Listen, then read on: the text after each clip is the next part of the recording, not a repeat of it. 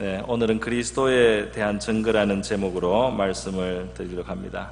이 증거한다는 것은 영어로는 testify라는 말을 쓰는데 무엇에 대해서 그것이 괜찮다고 좋다고 입증을 해주는 것, 증언을 해주는 것, 그것을 변호해주고 옹호해주고 하는 그런 뜻이 되겠습니다. 우리 스스로가 우리 자신을 입증하고 증거하고 주장하는 이런 것은 사실 성경적으로 보니까 별로 가치가 없어요. 그래서 사람이 아무리 스스로 나는 훌륭하다, 나는 성실하다, 나는 유능하다, 나는 의리가 있다 이렇게 말해도 자기가 말하면은 그것이 별로 가치가 없습니다.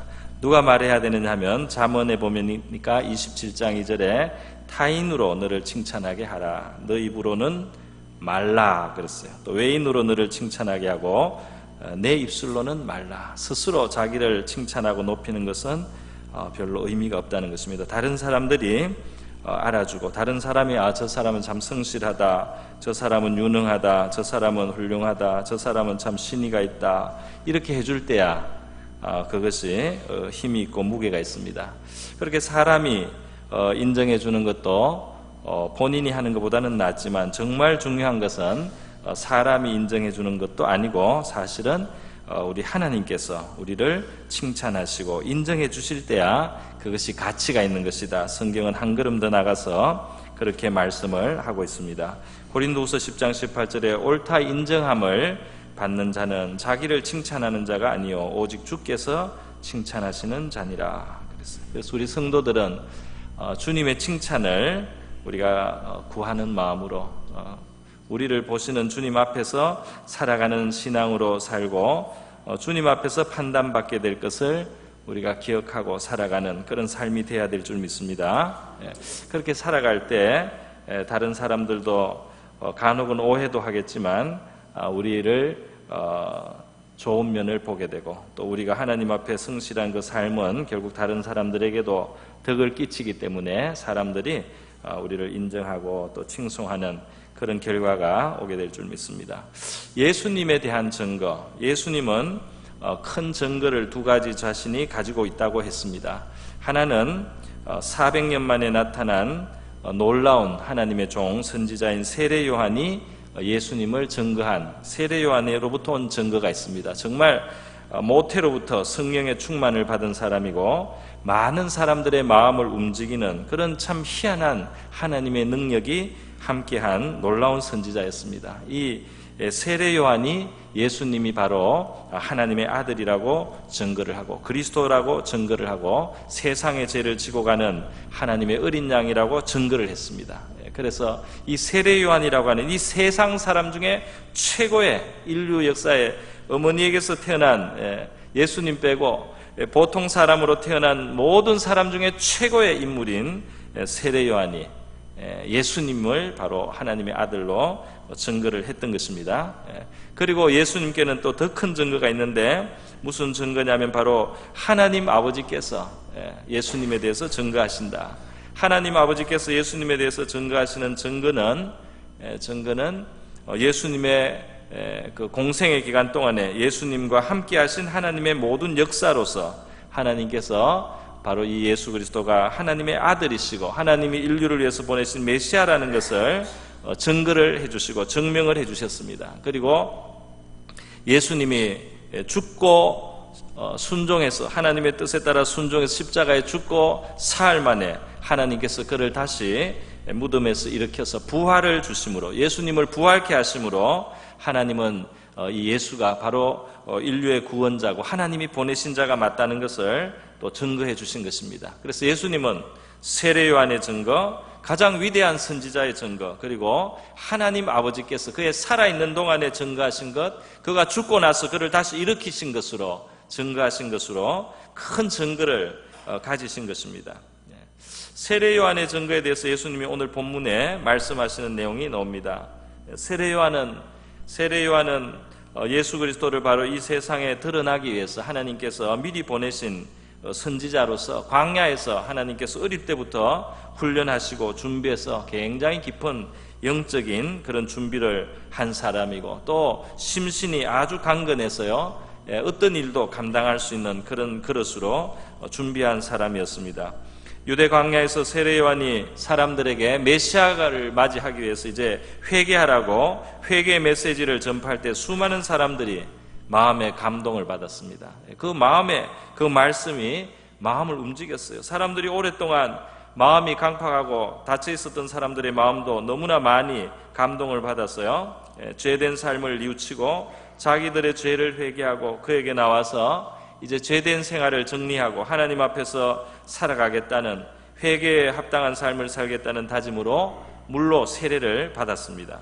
세례 요한은 가장 중요한 메시지를 더 주었는데, 그것은 이제 곧 메시아가, 그리스도가 나타나게 된다는 것입니다. 자기는 물로 세례를 줬지만은 메시아 예수 그리스도는 성령으로 세례를 주실 것이다, 이렇게 예고를 했습니다.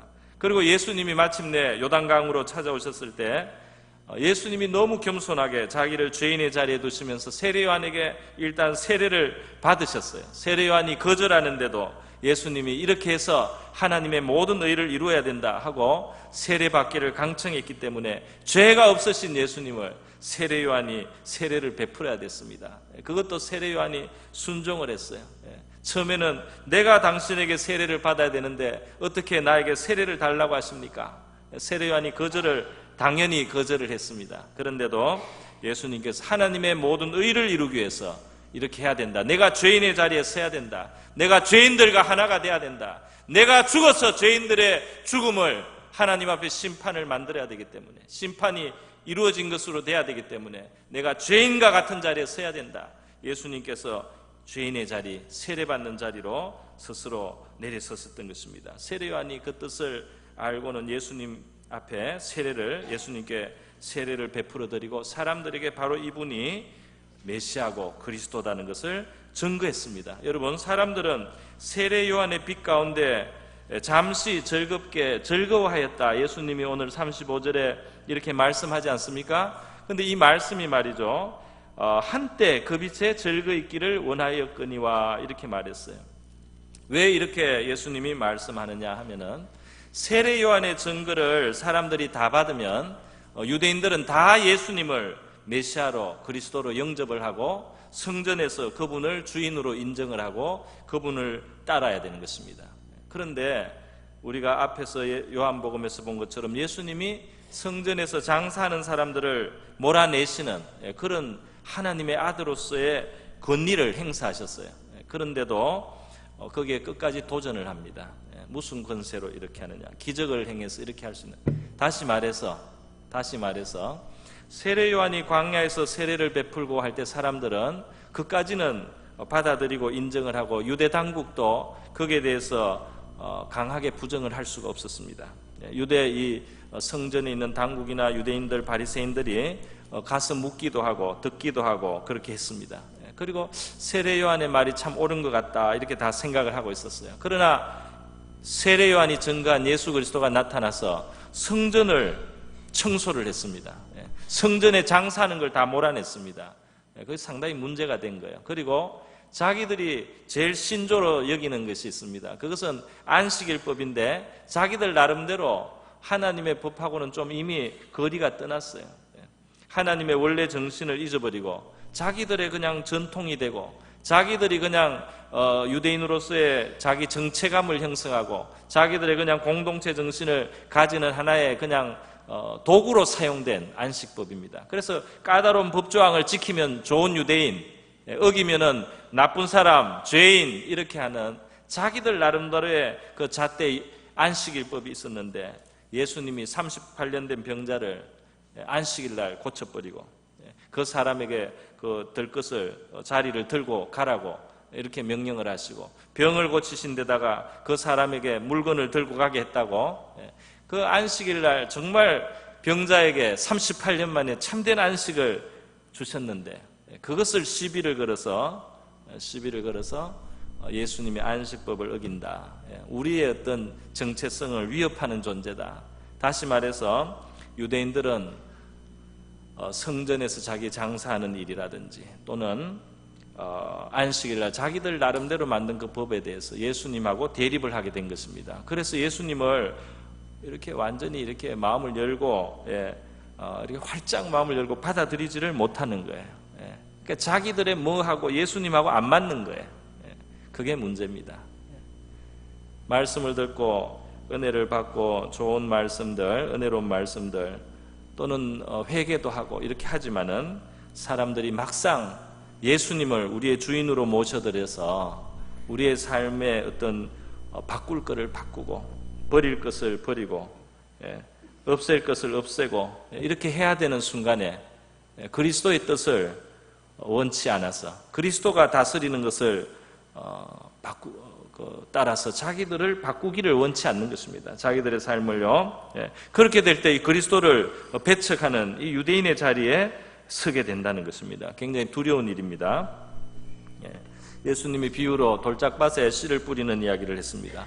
씨를 뿌릴 때 이 씨가 떨어지면은 잠시 자라기는 자라는 것 같아요. 싹이 나고 자라는 것 같지만은 뿌리를 못 내린다는 거예요.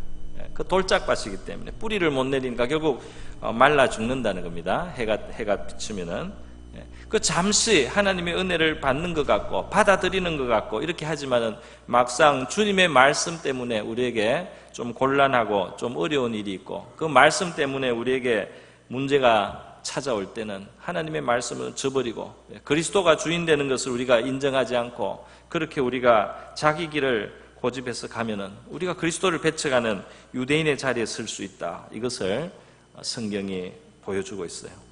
그래서 예수님께서 세례 요한의 비치는 등불을 너희가 그 빛에 한때 그 빛에 즐거이 있기를 원하였지만은 세례 요한의 증거를 이들이 잘 만약에 끝까지 깊이 생각했다면 예수님을 받아들여야 되고 예수님을 주님으로 인정해야 되고 예수님을 메시아로 모셔야 되고 우리의 모든 죄를 담당해주는 하나님의 어린 양으로 알고 감사하고 그를 경배하고 그에게 순종을 해야 되는데 유대인들은 그것을 거부했던 것입니다. 그래서 예수님은 세례 요한의 증거도 다시 상기시키면서 이제 자신이 예수님 본인이 행하시고 있는 일들을 보고 그것이 바로 하나님 아버지가 나에 대해서 증거하는 것이기 때문에 그 증거를 받아들이라고 지금 말씀을 하고 계시는 것입니다. 여러분, 예수님은 그 삶 전체가 또 그의 죽음도 바로 하나님 아버지가 인정하시는 길이었습니다.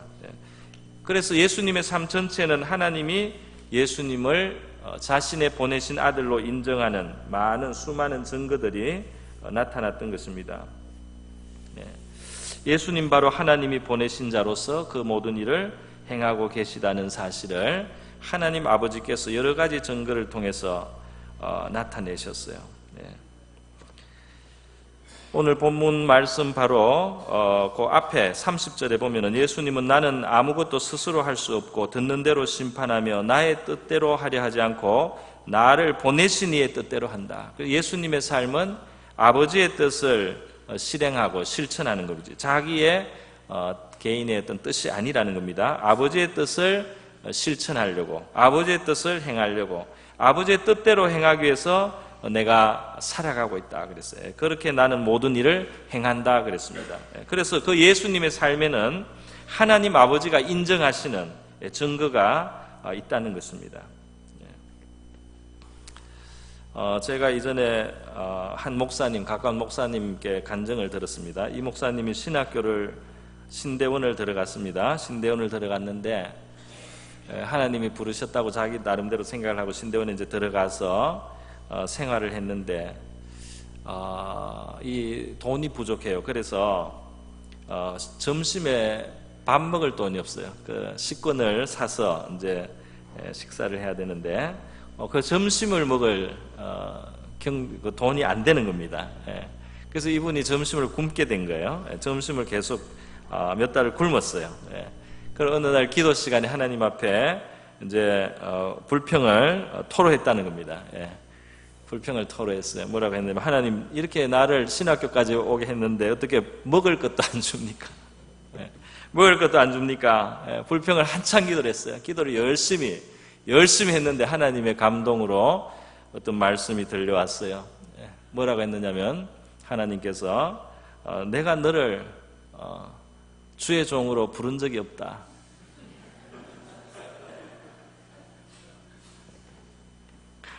자기 혼자 왔어요. 그래서 자기 혼자 와놓고 양식을 달라고 하니까 이제 오히려 자기가 잘못한 것이 됐습니다. 그래서 하나님 그것도 모르고 나는 내 혼자 그렇게 생각을 하고 와서 이렇게 나섰으니 참 잘못했습니다 하고 회개를 했습니다. 하나님 앞에 내가 이렇게 주제넘게 나서서 죄송하다고 열심히 회개를 하고 나서 생각해 보니까 앞으로 어떻게 살아야 될지 모르겠는 거예요. 그래서 하나님 앞에 이렇게 말해서 하나님께서는 저를 부르시지는 않았지만 이곳에 보내신 것은 아니지만 하나님 제가 정말 주님을 섬기기를 원합니다. 정말 주님을 위해서 일하겠습니다. 내가 충성을 다할 테니까 나를 좀 불러주시고 나를 좀 사용해 주시고 나를 주님이 보내주시기를 바랍니다 하고 자원을 했습니다. 써달라고 말이죠. 그렇게 기도를 많이 했더니 또 마음의 응답이 왔다고 합니다. 마음이 내가 너를 지금 부르겠다 이렇게 응답을 받았어요. 주님의 응답을 받고 나서 그 주에 이제 주말에 교회에 가서 봉사를 하는데 전도사로 봉사를 하는데 집사님 한 분이 봉투를 하나 주시는 거예요. 봉투를 주시면서 아무개 집사하고 우리 한 서너 명이 마음을 모아가지고 우리 전도사님에게 약간씩 드리기로 했다면서 이 봉투를 줬어요. 그래서 봉투를 열어보니까 그 당시에 하여튼 몇만 원 돈이 있더랍니다. 그런데 그것이 딱 한 달 점심값이었어요. 식사비. 그래서 이분이 학교를 졸업할 때까지 점심을 먹게 됐다는 거예요. 주님이 보내겠다고 딱 하고 나니까 그 다음부터는 먹을 것이 공급이 됐다는 거죠. 이거 아주 가까운 분에게서 제가 들은 간증이에요. 여러분, 하나님께서는 자신의 뜻을 행하는 자들에 대해서 책임을 지시고 그들을 함께 하시면서 그들에게 그들을 하나님의 뜻을 행하고 있다는 것을 확인해 주시고 또 증거해 주신다는 것입니다. 예수님께서는 스스로 행하지 않고 아버지의 모든 지시와 명령을 떠나서 행하심으로 아버지의 뜻을 이루어드리는 삶을 살았는데, 아버지의 뜻을 이루는 삶, 우리 신자들, 우리 성도들이 하나님 앞에서 우리 은혜를 받고 또 우리의 필요한 것을 기도해서 참 하나님이 도와주시고 하나님을 알아가지 않습니까? 우리의 믿음이 자라지 않습니까? 우리의 믿음이 자라면은 어떻게 됩니까? 우리 인생을 하나님 앞에 우리가 맡기는 것이 옳은 것이구나. 내가 인생을 내 스스로 그냥 살다가 조금씩 도움을 받아서 하나님은 자비와 긍휼로 우리를 도와주시기도 하지만은 통째로 우리 인생을 하나님 앞에 맡겨드리고 하나님께서 우리 인생을 주장하시고 내 인생의 주인이 되시고 아버지께서 인도하시고 이끄시는 대로 내가 살아가겠습니다. 이렇게 하는 것이 이게 제대로 되는 거구나. 이게 완전히 온전하게 되는 것이구나. 이렇게 우리가 깨닫게 되는 것입니다. 그래서 처음 예수님을 믿을 때는 무슨 문제를 해결하기 위해서 어려움 때문에 또 어떤 하나의 기도 응답을 위해서도 우리가 하나님을 찾지만은 하나님을 우리가 경험하고 알아갈 때 우리는 하나님이 우리 인생의 주인이시고 내 삶을 주관하셔야 되는 분이고 내가 그 뜻을 이루기 위해서 살 때 내 인생이 온전한 삶이 되는구나. 이것을 알게 되는 것이에요. 그래서 하나님 앞에 내 인생을 맡아달라고 기도를 하게 되고 내 인생을 주님이 사용해달라고 기도를 하게 되고 아버지의 뜻을 이루는 생애가 되게 해달라고 우리가 구하게 되는 줄 믿습니다. 그렇게 될 때 모든 게 제자리를 잡는 것입니다. 제자리를 잡는 것이에요. 그래서 하나님께서는 예수님을 통해서 많은 일들을 행하셨습니다. 그를 통해서 많은 사람들은 건전하고 건강한 인생을 회복하게 되었습니다. 그리고 예수님의 필요한 모든 것들은 하나님의 오묘한 방법으로 또 기적을 통해서 모두 준비가 되고 채워지게 되었습니다. 예수님이 순종해서 죽기까지 했을 때 하나님께서는 그를 죽음에서 다시 일으켜 살리심으로 하나님의 뜻을 순종한 하나님의 아들로 인정하시고 그를 오히려 존귀하고 영화롭게 만들어 주셨던 것입니다.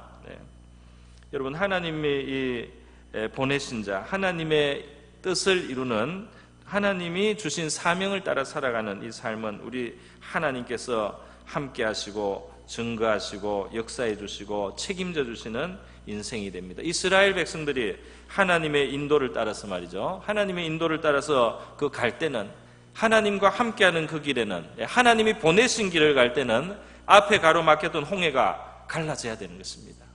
홍해가 장애물이지만은 하나님이 가라고 하는 길을 가기 때문에 홍해는 갈라져야 되는 거예요.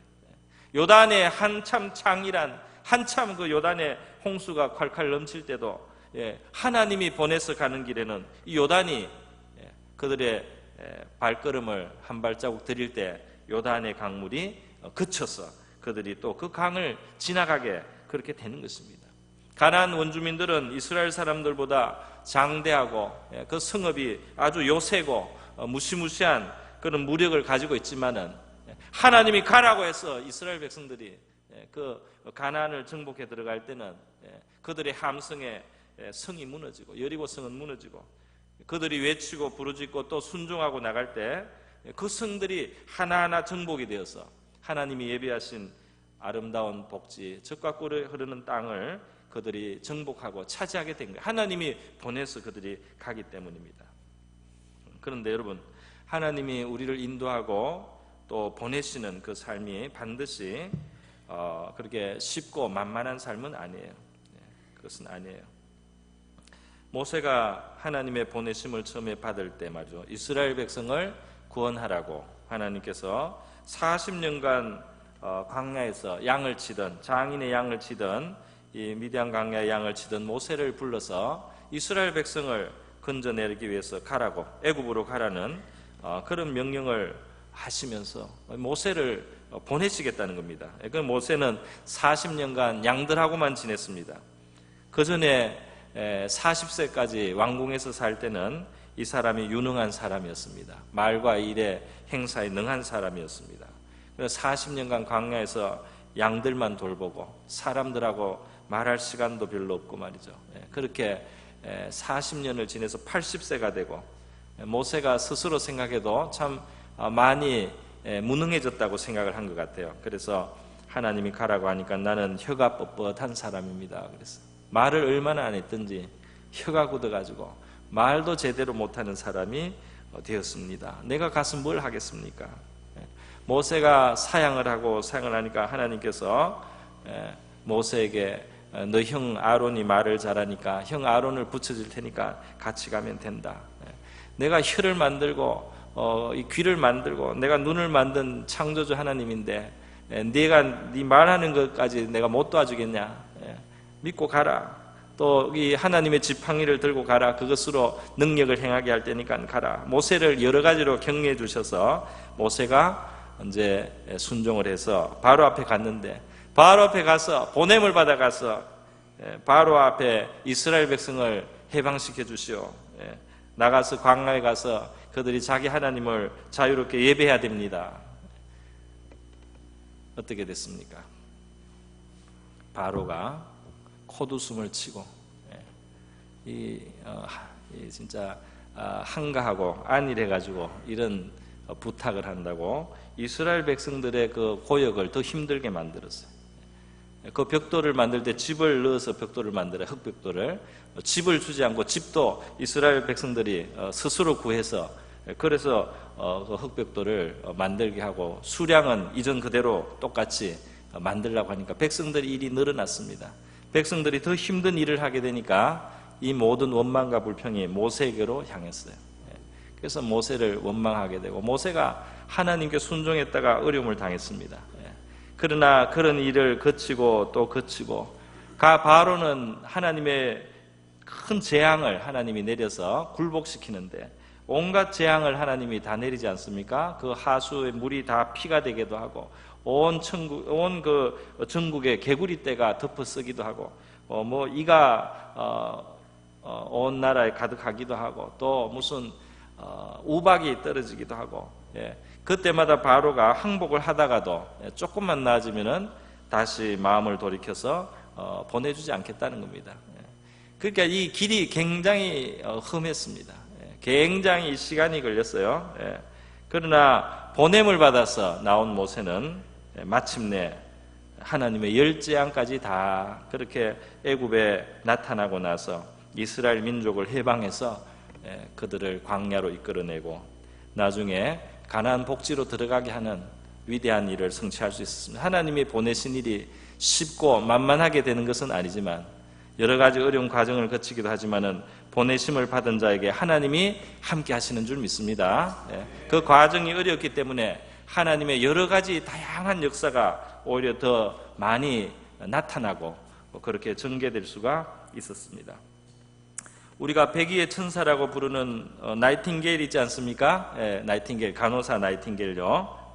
나이팅게일은 17살 됐던 때 1837년에 하나님이 자기의 인생을 쓰시겠다는 그런 어떤 마음의 감동을 받았어요. 처음으로 하나님이 뭔가 나를 부르셔서 나를 쓰시겠다고 하는구나 그렇게 느꼈습니다.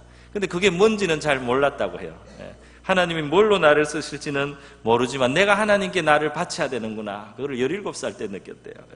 그런데 언제 자기를 하나님께서 구체적으로 어떻게 쓰시기를 알았느냐 하면 7년이 지나서 1844년 7년이 지난 다음에야 20대 중반이 돼서 하나님께서 나를 간호사로 병을 간호하라는 환자들을 간호하라는 간호사로 부르시는구나 하고 깨달음을 이제 딱 분명하게 갖게 됐습니다. 그런데 이제 그때부터 문제가 시작된 것입니다. 왜냐하면은 이 집안이 좀 괜찮은 집안인데 그 당시 이 간호하는 일은 말이죠. 굉장히 천한 일로 여겨가지고 굉장히 그 이미지가 나쁜 그런 직업이었어요. 그래서 그 어머니가 반대하고 집안이 반대를 해서 간호사가 될 때까지 준비를 하면서 간호사가 못 되고 기다린 기간이 얼마냐? 9년이나 기다렸다고 합니다. 9년이나. 그러면서도 준비를 하고 그랬어요. 그러다가 9년 후에야 이제 설득이 되어서요. 나이팅게일이 1850년대 중반에 있었던 크림 전쟁의 그 야전병원에 간호사로 가게 된 것입니다. 야전병원에 간호사로 가서 이 나이팅게일이 그 당시 사람들이 생각하지 잘 못했던 것들을 고쳤어요. 이 환자들이 건강을 빨리 회복하기 위해서는 이 하수, 오물 처리가 깨끗하게 돼야 된다든지 또 식사가 아주 중요한 요소가 된다든지 또 환자들의 옷 같은 것도 청결해야 되지 그냥 해서는 안 된다. 이런 그 동시에 생각하지 못한 여러 분야를 개선을 하기 시작했습니다. 그렇게 해서 나이팅게일이 섬겼던 일했던 야전병원에서 말이죠. 환자들이 들어오면 그전에는 42%가 죽었어요. 부상자들이 들어오면 42%가 죽는 겁니다. 그 더러운 환경에서 42%가 죽어나갔는데 나이팅게일이 오고 나서 일을 하니까 2%만 죽었어요. 40%가 살아났어요. 그러니까 얼마나 큰 일을 했습니까? 의료계에 큰 혁신을 한 것이고 바로 이 간호라는 이 학을 전문직으로 발전을 시키는 그런 참 큰 공헌을 나이팅게일이 했습니다. 하나님이 이 소녀의 마음속에 그 인생을 하나님 앞에 드리게 하고 어떻게 하나님을 어떤 분야에서 섬겨야 되는지 그런 깨달음을 주시면서 그 인생을 이끌어갔는데 그 시간이 걸리고 과정이 있었고 반대도 극복해야 되고 시간이 걸렸지만은 그가 하나님의 뜻을 순종해 나갔을 때 참 아름다운 열매를 많이 맺은 생애가 되었습니다. 요한복음 20장 21절에서 예수님께서는 제자들에게 오셔서 말씀했어요. 평강이 있을지어다. 부활의 주님은 우리에게 평강을 주십니다. 그리고 말씀하셨습니다. 아버지께서 나를 보내신 것 같이 나도 너희를 보내노라. 예수님은 우리 제자들을 우리를 축복하시고 우리에게 평강을 주시고 우리를 파송하시는 것입니다. 할렐루야. 어디로 파송하냐면 꼭 저기 아프리카로 가야만 또 무슨 전쟁터로 가야만 파송을 받는 게 아니고 일단은 우리가 있는 자리로 파송을 받습니다. 할렐루야. 가정에서 직장에서 우리 처소에서 일단 주님이 우리를 있게 한 그 자리가부터 시작해서 우리는 주님께로부터 파송을 받는 줄 믿습니다. 왜냐하면은 그 파송을 받았다는 건 뭡니까? 이번에 우리 그 설 연휴 동안에 제가 가족들하고 영화를 봤어요. 봤는데 인천 상륙작전 그걸 봤는데 거기 보니까 우리 그 파견된 특수 부대가 말이죠. 부대가 인천 상륙작전을 가능하게 하려고 팔미도 등대에 불을 켜는 거예요. 거기에 이제 불을 켜야지 그 배들이 말이죠. 그 많은 배들이 상륙하기 위해서 온 그 배들이 제자리로 이제 찾아서 들어올 수가 있는 겁니다. 팔미도 가보신 분들 많이 있을 것 같아요. 여기 가까우니까. 그 팔미도 등대 불을 켜서 마침내 그 불을 밝혀서 이제 그 상륙을 하게 되는데 그 과정에 많은 일들이 있습니다. 그런데 이 파견을 받아서 나온 사람들의 특징은 뭐냐면요. 본부하고 계속 연락을 해요. 본부에다가 이 뚜뚜뚜 이 무선으로 해가지고 보고를 간단하게 보고를 하고 그 다음 그 지시를 기다립니다. 그럼 본부에서 이렇게 하라. 처음에 이렇게 하는데 그것이 실패를 했습니다. 이게 이렇게 해서 낭패가 있었다. 그럼 본부에서 또 그러면 이렇게 또 해봐라. 그리고 또 어떤 거는 자기들이 또 알아서 또 좀 처리를 하고 본부로 보고를 하고 본부에서 지시를 하고 이렇게 파견이 되면은 자기의 뜻대로 움직이는 것이 아니고 그 본부의 뜻을 따라서 본부의 지시를 또 본부가 주는 그 지혜를 받아가지고 움직이는 겁니다. 그리고 본부가 처리해주고 중요한 순간에는 본부가 와서 도와줍니다. 본부가 와서 그 잡아놓은 사람을 데리고 하늘로 데려가더라고요. 그래서 일이 착착 이제 본부하고 협조를 해가지고 말이죠. 그렇게 진행이 되는 걸 봤어요. 우리가 예수님을 영접하고 주님은 우리를 세상의 빛과 소금으로 파송을 하고 우리가 본부에 연락을 하고 본부의 도움을 받고 본부의 지시를 받고 본부에 순종하고 살아가면 우리가 보냄을 받은 자입니다. 우리가 주님께 보냄을 받은 자고 하나님의 일을 하는 자입니다. 그러면 보냄을 받은 자들에게는 주님께서 책임을 져주시는 거예요. 본부의 그 능력으로 본부의 그 자원을 가지고 그 본부의 지혜와 전략을 가지고 파송된 하나님의 천국에 파송된 팀 도와주는 것입니다. 그래서 우리가 오늘 이 땅을 예수 그리스도를 모시고 우리가 살아간다면, 그래서 주님의 뜻을 따라 우리가 살아간다면 우리의 삶 속에는 하나님이 함께 하시는 증거가 있게 되는 줄 믿습니다.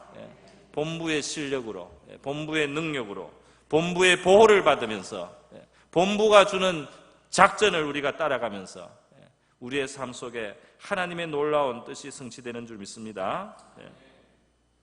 하나님께서 예비하신 많은 것들을 우리가 누리게 되고 경험하게 될 줄 믿습니다.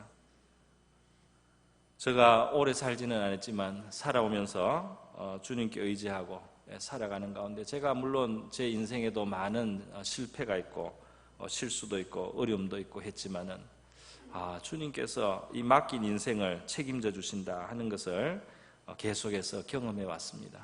참 놀랍고 하나님은 너무나 오묘하시고 지혜로우시고 능력이 많으십니다. 참 성실하시고 진실하십니다. 저와 여러분에게 이 하나님이 우리 이 땅을 사는 날 동안에 끝까지 경험되고 우리 하나님과 함께하는 복된 생애가 되시기를 축복합니다. 우리 다 같이 기도하시겠습니다. 이 시간 기도할 때 주님이 원하시는 뜻대로 우리가 인생을 살게 하시고 주님께서 우리의 생애를 증거해 주시고 인정해 주시고 또 보장해 주시고 책임져 주시는 생애가 되게 하여 주시옵소서. 다 같이 기도하겠습니다.